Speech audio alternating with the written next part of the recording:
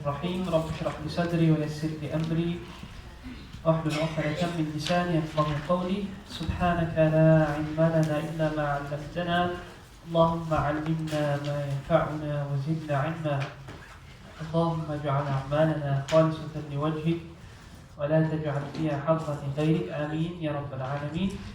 Assalamu alaikum wa rahmatullahi wa barakatuh. MashaAllah, how's everyone doing? Alhamdulillah, good to be back. It feels like I was a year away. Alhamdulillah, myself and Mohamed, we will be sharing a slot. So for the month, you will probably be here twice and I'll be here twice. Last week I was on and then I felt ill and I was like, yo, so sad because I was excited to be here. But Alhamdulillah, good to be back. So that will probably be the arrangement with myself and Mohamed, inshallah. We start with the praises of Allah subhanahu wa ta'ala, as all praise due to Him. We ask of Allah subhanahu wa ta'ala to send abundant salutation on our beloved Prophet Muhammad sallallahu alayhi wa sallam. Once again, we thank Allah subhanahu wa ta'ala for all the favors that He has bestowed upon us, allowing us to have woken up this morning, allowing us to have a roof over our heads. We thank Allah subhanahu wa ta'ala for the many gifts, being able to see, being able to hear, being able to speak, a heart that beats without our permission. We thank Allah subhanahu wa ta'ala for the gift of Iman. Allah subhanahu wa ta'ala chooses whom He wills to be recipients of this gift, and He's chosen me and you. Thank Allah subhanahu wa ta'ala for making us part of the ummah. Allah beloved Prophet Muhammad sallallahu alaihi wasallam. Say Alhamdulillahi alladhi ahyana. All praise is due to the one that has granted us life بعدما ماتنا, after taking us away, granting us what's known as the mind death, as a sign, as a reminder that one day we are going to sleep and we will not be waking up in this time. It's an important reminder to us. May we prepare for that. وَإِلَيْهِ النُّشُورُ, and to Him is our return, and may our return to Him be a beautiful one. Ameen. Okay, so just before we get into the verses, is there anyone here that did the book The Way to the Quran? Of Surah did the Quran. So book you are currently workshopping, and I would highly recommend that you get the book. You can even get it on PDF. The Way to the Quran by his name is spelled K-H-U-R, Quram. I don't know if it's pronounced like that, but Quram Murad. And he basically gives you some insights as to how to maximize your benefit with in your journey of Quran. So he speaks about certain things, and I want to mention a few of the things that he mentions in his first chapter. It's very deep, but to truly experience the miracle of the Quran would be to undertake these particular insights that he has. So he speaks about the Quran as being the eternal living reality. The eternal living reality. Allah subhanahu wa ta'ala being al-hayy. Allah subhanahu wa ta'ala being alive. And one of the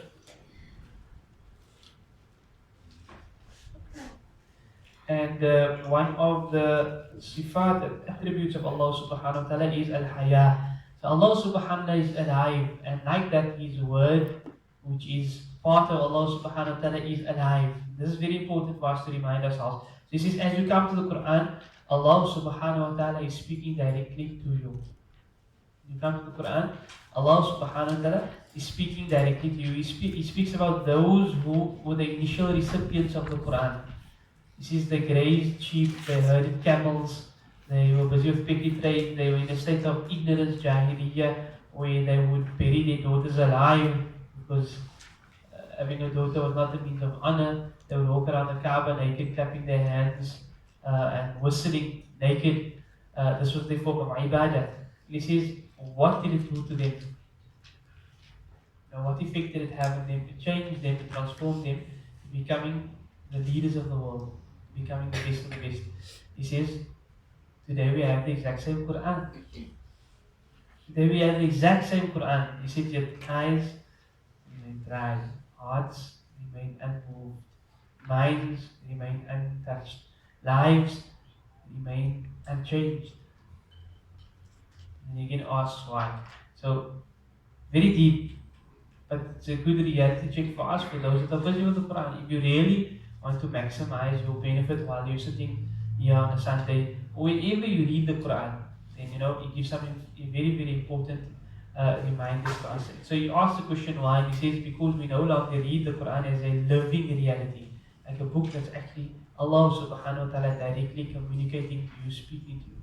When we change our mindset from it just being a book or it being the Quran, or just it is the word of Allah subhanahu wa ta'ala, to when I'm engaged in Quran, Allah is speaking to me, then one slowly will inshallah um, receive it as that miraculous guide that transforms a person.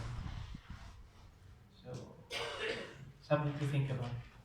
He says, enter the world of Quran as if Allah subhanahu wa ta'ala is speaking through it to you now, today. Some of the conditions he says to be able to achieve this is understanding what the Quran as the word of God is and means to you, bringing all love, reverence, longing, and willing to act on its commands. It's like basically give yourself over to the Quran, to the word of Allah, and the Quran is going to give back to you. Read it as it asks to be read. We must bring each word to bear upon our own realities and concerns by transcending the barriers of time, culture, and change. So he speaks about many a time they're going to speak about the desert and the Arabs and the idols, and then you picture it being only about that, not relevant to my time and to me. So he says it's beyond a time and a culture and a place. It's beyond that. By understanding and obeying the Quran in our own sitting, we will find it as far as possible, as much as a contemporary event for ourselves as it was then. So the Sahaba, when they received Quran, they believed it to be the word of Allah subhanahu wa ta'ala. It affected their lives. And when we are willing to, when we understand the Quran and obey it in our own sitting today, then we too will receive it like they have received it. Remember, they didn't have Quran, and the Quran is brought into life. We also didn't have Quran. We had Quran, but we didn't understand Quran. And now the opportunity has come to understand. But how are we receiving it? The receptacle. Human being. Exactly the same. The human being will remain the same. He just gets a little bit more advanced because he creates more different things. But in essence, he's a ruh that came from a different world into a body. And here Allah subhanahu wa ta'ala has granted us the opportunity. So I thought it's an important reminder for ourselves, maybe every week, because I'm workshopping the book, I'll take out a few points of each chapter, and I'll share it with myself and with yourselves, inshallah. Okay, so we start A'udhu billahi minash shaitanir rajeem. We seek protection by Allah subhanahu wa ta'ala from shaitan, the curse. فَإِذَا قَرَأْتَ الْقُرْآنَ فَاسْتَعِذْ بِاللَّهِ مِنَ الشَّيْطَانِ الرَّجِيمِ. When you read the Quran, seek protection by Allah from shaitan, the curse. Number one, that we don't misinterpret his words, and that should Allah subhanahu wa ta'ala inspire us to act upon whatever we are learning, and may shaitan not be the cause that we delay. No, don't worry, you're still young. No, don't worry, it's later. No, if you do this, people are going to start calling you. You just want to be a sheikh, and you just want to be silent, and you just want to be this and that and that. It happens. As soon as you undertake this journey, then your whole family is on you and everyone's against you. The whole thing. So may Allah subhanahu wa ta'ala protect us from shaitan, from allowing those things to sway us from acting. And we say, Bismillah ar-Rahman ar-Rahim, in the name of Allah, the most merciful, the especially merciful. Okay, the verse that I'm supposed to start at, verse 36, 37. Okay, so I'm going to go one verse, two verses back. It starts a particular theme. Allah subhanahu wa ta'ala says in verse number 35, وَلَقَدْ آتَيْنَا مُوسَى الْكِتَابَ.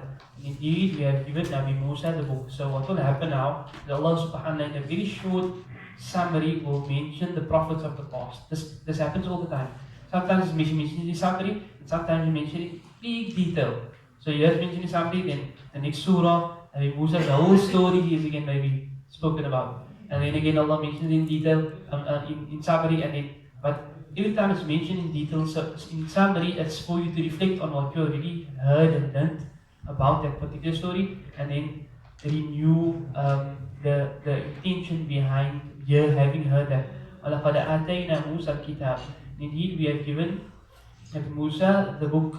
وَجَعَلْنَا مَعَهُ And we have made with him أَخَاهُ his brother Harun وَزِيرًا as an assistant to him. So Allah subhanahu wa ta'ala speaks about in very short form now. Next verse, and that's the end of that particular story. وَقُلْنَا اذْهَبَا And we said to the two of them, اذْهَبَا And we said, go, the two of you, إِلَى الْقَوْمِ الَّذِينَ كَذَّبُوا بِآيَاتِنَا To a people that have belied our signs. فَدَمَّرْنَاهُمْ تَدْمِيرًا That's the end of the story.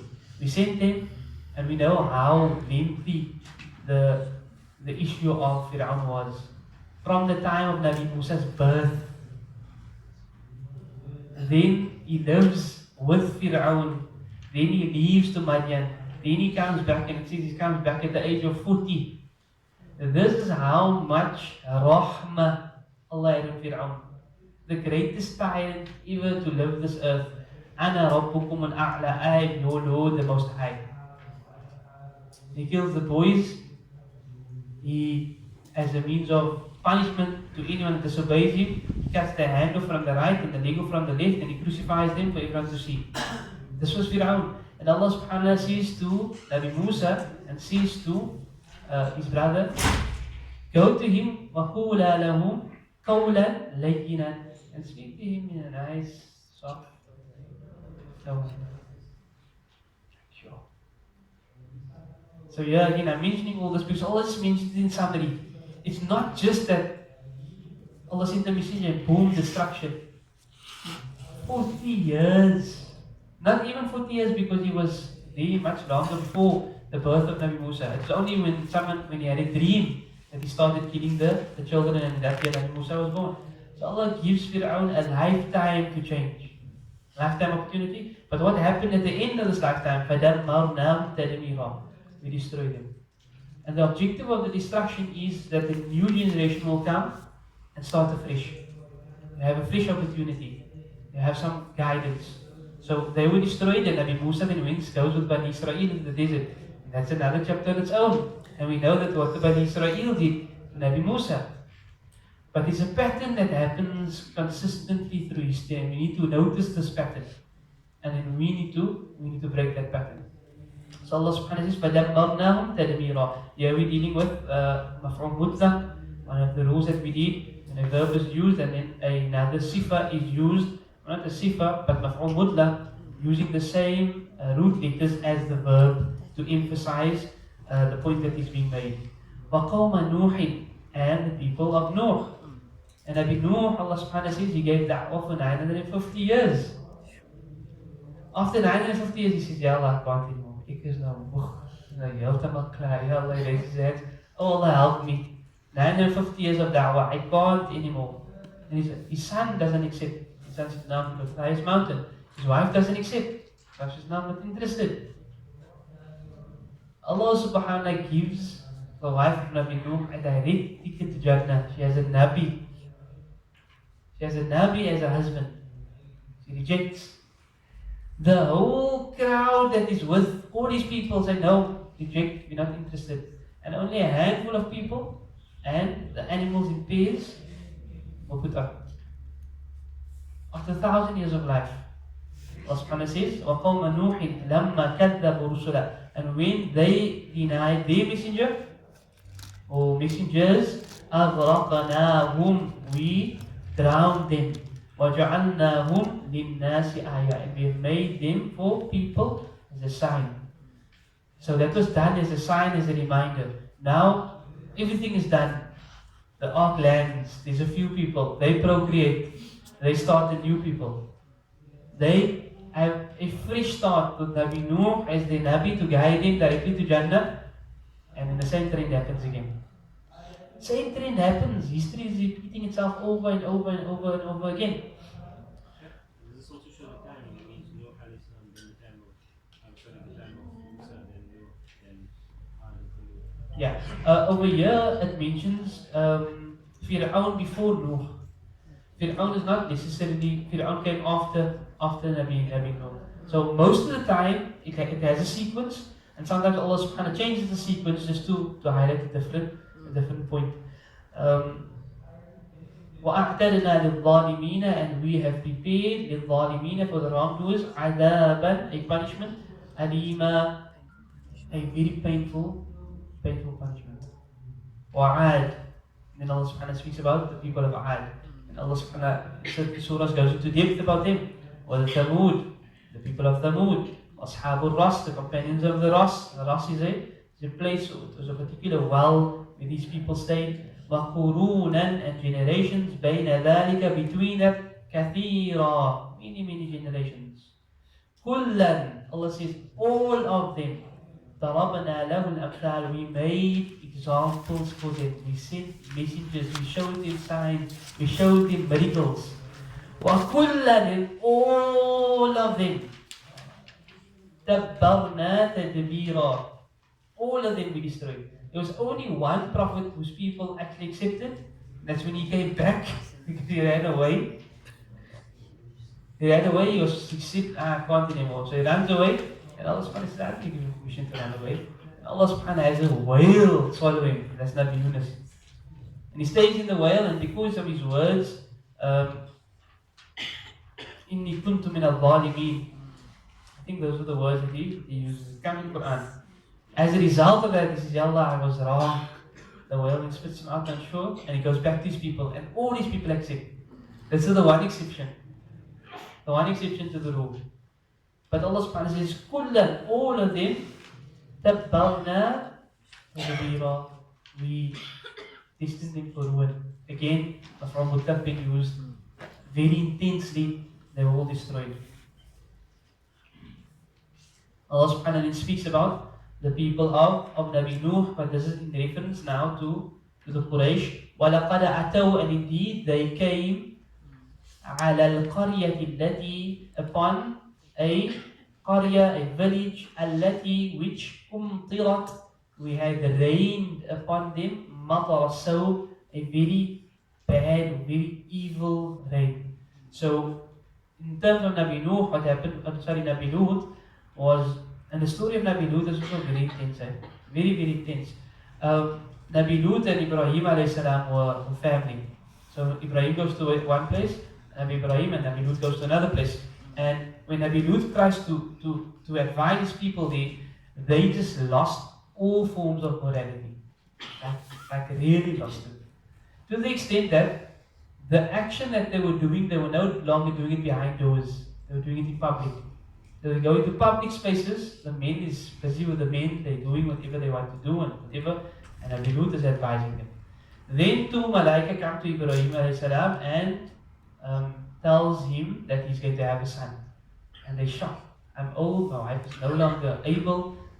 Allah subhanahu wa ta'ala decided, إِنَّمَا أَمْرُهُ إِذَا أَرَادَ شَيْئًا يَقُولَ لَهُ كُنْ فَيَكُونُ. It's going to be. And then he tells him, I'm going to Nabi Lut. So Ibrahim alayhi salam asks with him, please don't go. Nabi Lut is dead, don't destroy them. Come on, so they do. So they come in the form of men, and they come to the river. As they got the river, the daughter of Lut alayhi salam is there, and she sees them. It's the shock of her life. They're extremely handsome. And she says, please don't come into the city. It's going crazy here. These people have lost all forms of morality. They say, no, we're coming to speak to your father. She says, okay, wait my father. She goes to Nabi Lut, calls Nabi Lut, she says, Daddy, you have to come now. This is serious. Nabi Lut comes, Nabi Lut gets a shock. Who is these people? Very handsome people, and he knows what's happening in his city. So he says, okay, wait here till nightfall. Eventually nightfall comes, and they go into the house. So he asks him now what's the story and so on and so forth. And the wife, before she gets the message as to why they're there, the wife sneaks out of the house. She goes to the men. I've seen men that I've never ever seen in my life. And they are extremely handsome. Here's your opportunity. This was the wife of Nabi Lut. Again, a wife that had a ticket to Jannah, she chose contrary. What then happens is the men, they are really so intoxicated in their wrong, they start marching to the house of Nabi Lut. They start knocking on the door, boom. Nabi Lut comes and he says, this is my guest, don't embarrass me and so on and so forth. And they say, you know what we want. We heard these men here and we want them. Boom. He says, there's my daughters, there's a woman, please. And he goes inside and he goes to talk to the angels, the guests. He doesn't know the angels yet. And eventually the community breaks down the door of the Nabi. This is how much they lost morality. When you continue in sin, your heart eventually becomes so black that you can't see the difference between right and wrong. You just run after your lust. So they break the door down, and Nabi Lut's trying to guard his guests, and the Malaika then say, don't worry, they will not be able to harm you. We are the angels that Allah subhanahu wa ta'ala sent, and destruction is coming now. So they run away. They get a shock. Oh my God, what's happening now? There's Malaika, and they start running away. And Allah subhanahu wa ta'ala then tells Nabi Lut that in the middle of the night, him and his family must leave. His wife remains behind. Jibreel has come to his wing under the city, and raises the city. As the city is being raised, Allah subhanahu wa ta'ala says, and they were rained with a very evil rain. The first Allah explains what that rain was. They were rained with stone. So as they're being rained with stone. Then they come to a particular place in the sky where the Malaika of the sky is hearing the dogs barking. And Allah subhanahu wa ta'ala says, he tipped around by very listener, and he drops into the ground, and boom, into the ground. That's the end of Nabi Lut's people. The amazing thing is, Allah subhanahu wa ta'ala often does something as a sign for generations to come. So that place currently is the lowest point on earth. Now, where's the lowest point on earth? The Dead Sea. The Dead Sea. So currently, that is below sea level. That's the lowest point on earth. And the reason why is because of what the Prophet did. So it's a reminder. That's all it is.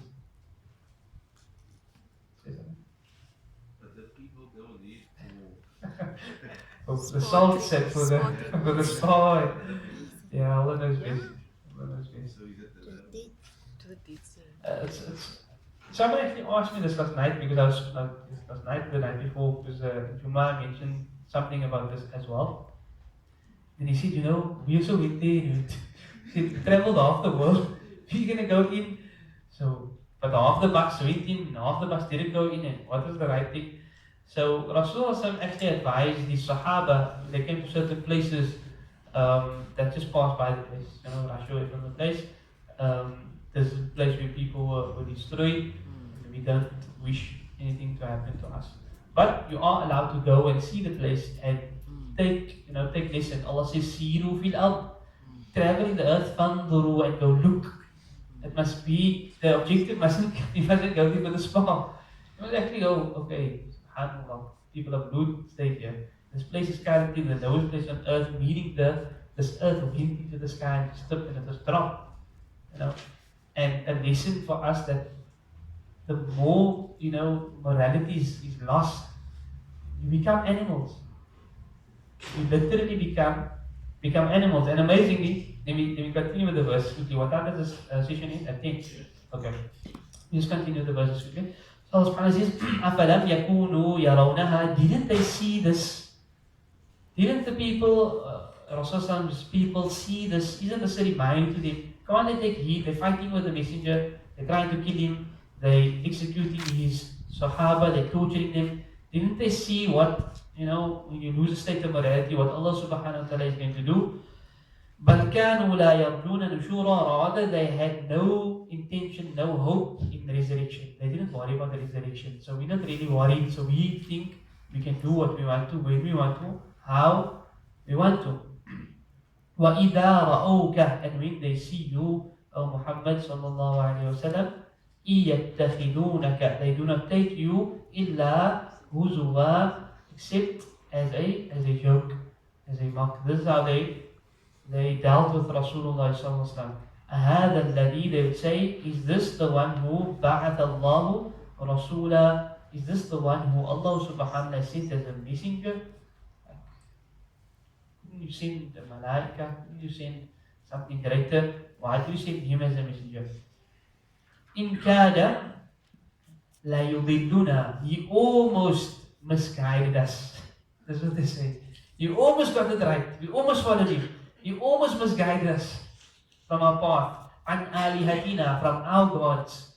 This gods that we worshipping, he almost got us off of it. He almost misguided us. Lawla, word not an sabarna alayha, that we had sabr on this that we're doing. They had sabr on the wrong that they're doing. And were it not that they had sabr on this wrong, they would have been misguided by Rasulullah sallallahu alayhi wa sallam. And then here Allah subhanahu wa ta'ala says, وَسَوْفَ and soon يَعْلَمُونَ they will know حِينَ يَرَوْنَ الْعَذَابِ when they see the punishment. مَنْ أَضَلُّ who is more astray. Sighatul Tasdeed, degrees of comparison. Man adal, who is more astray. Sabila, on the path that Rasulullah was trying to guide. Now, a quick question. Again, Allah subhanahu wa ta'ala is going to continuously make reference to generations of the past. And then He brings it to the present. And then He will speak about the future. So this is what happens. And the beauty of Quran is it gives you a lens from which you look at the world. So the world conditions you to think a particular way. The world conditions you to say, YOLO, you only live once. Amass as much as you can. Enjoy as much as you can. Do whatever you want to. And the Quran comes and the Quran just gives a different lens. It's an opportunity to see the world in a different light. And again, remember, this lens is out of this world. It's Allah subhanahu wa ta'ala looking at the world and telling us, this is the point, the vantage point that I'm seeing it at, and now I'm telling you, here's an opportunity for you to see it at that vantage point as well. It's amazing. It's like if you do a couple counseling, and the couple come in, then they're on the brink of getting divorced. I'm on the brink. I came here, I want to tell my wife. He doesn't have to tell his wife. I don't want to tell him how to tell his wife because then she would have been talaqed already. So what's the problem? This is the problem. Okay, what's the problem? Now, because of a third party being the neutral party, from a different vantage point, you explain what the issue actually is. And after explaining it, they're like, yo, is that all that it was? Something that the other one didn't want to see because they were furious. They're just hearing something, so they're responding, attacking. They're not actually listening to each other. So it's so in it that you can't see it from a different point. I just explain to them, look here, this is actually the issue, to understand the issue. And they're like, oh, yeah. And they go home and celebrate and have honeymoon again. Sometimes it's that easy, sometimes it's not. But what I'm saying is, from a different vantage point can change the whole situation. Allah subhanahu wa ta'ala is giving us a different vantage point. Wallahi, if you're sitting in a class of Quran, know that you are fortunate. And know that Allah subhanahu wa ta'ala has chosen you to be given this vantage because not everyone is given this opportunity. People live their lives just however, with no care, with no concern, just doing whatever they want to do. Someone came to me and said, this brother that they did a business agreement with, owed him 300,000 rand. And then the guy said, sorry, I can't pay you. Not able to pay you. And the guy goes, after a year, 2 years, he goes on Hajj. Brother comes back to him, you can't go on Hajj, you owe me 300,000 rand. No, not all. Further on, the guy starts building and extending on his house. So the amount of money that he used was more than that amount, but he's not willing to pay the guy that did the job for him. But I'm going to continue my life. I'll go on Hajj and increase my whatever. And some people decided to look. No key anymore. Allah subhanahu wa ta'ala reminds us that we're going to be resurrected. We're going to be asked. So it's a different vantage point. So we say Alhamdulillah for that opportunity. One question I have to ask again. I mentioned this before. Hopefully you remember this concept. So Allah subhanahu wa ta'ala has given the generations of the past hundreds of years to live. Nabi Nuh 1,000 years, next generation 500 years, 600 years, every generation. Come to us, 60 years. Sometimes the lifespan of the Muhammad was 60 years. If he goes beyond that, Mahala is living on for a time. Why only 60 years? Doesn't it seem unfair that other group got 1,000 years to earn their Jannah, and here we only get 60 years?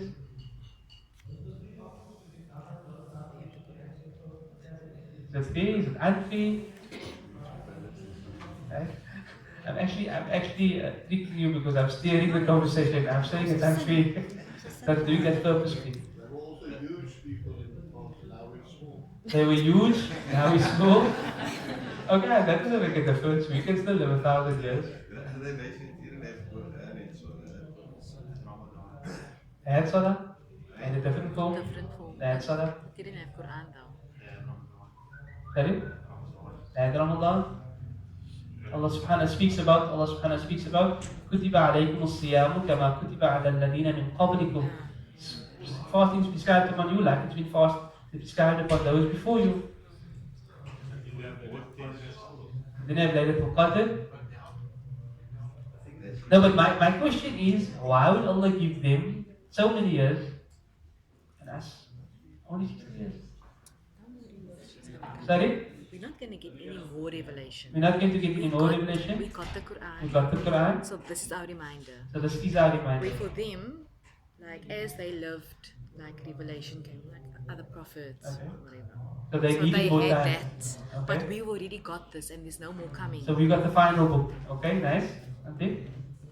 Short and sweet, Auntie. So short and sweet. Short and sweet.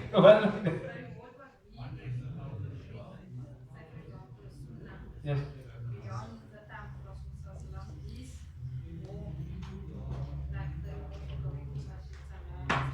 Okay, the reward is more possibly.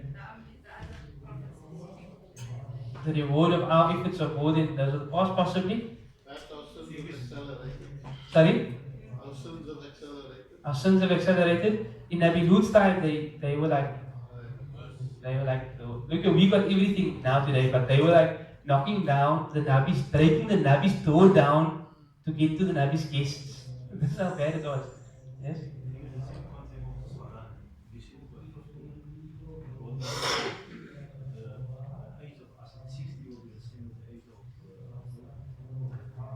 Okay. Anyone else? Yes? Our life is so fast, what we are doing in 60 years, those people did in 100.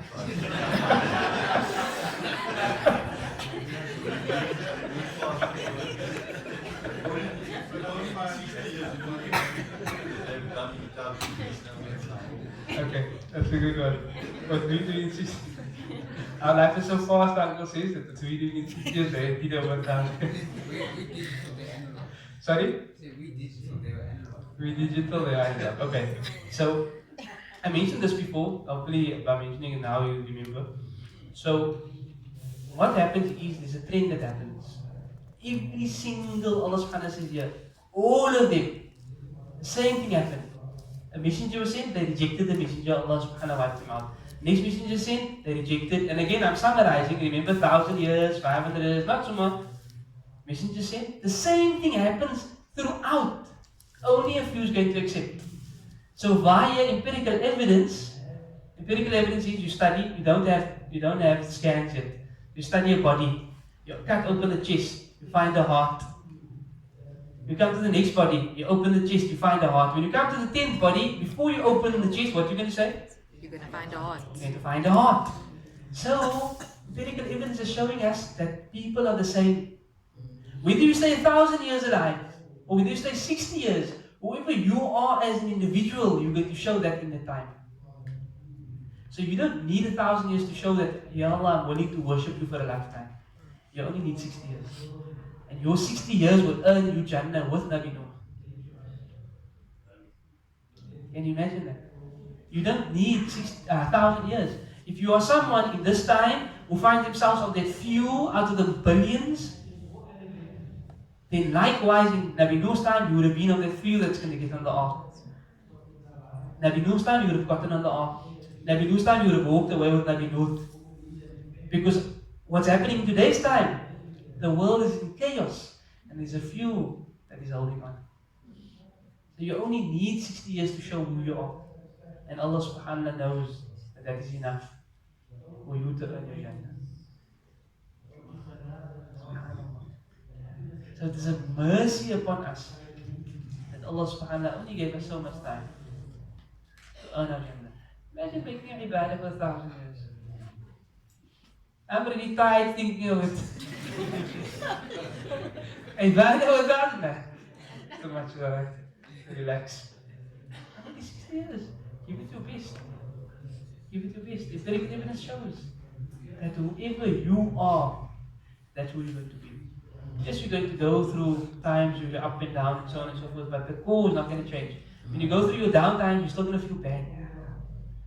What am I doing now? You feel bad until it eventually brings you back, isn't it? Didn't everyone go through a down time, a wild time, or whatever time? But we're here today, alhamdulillah. And then these people that just I've chosen something different. The greatest of intellectuals, PhD, masters times 5, is no God. That's what they've chosen. They've chosen that. And they've allowed the knowledge to say that I'm now concluding based on this knowledge.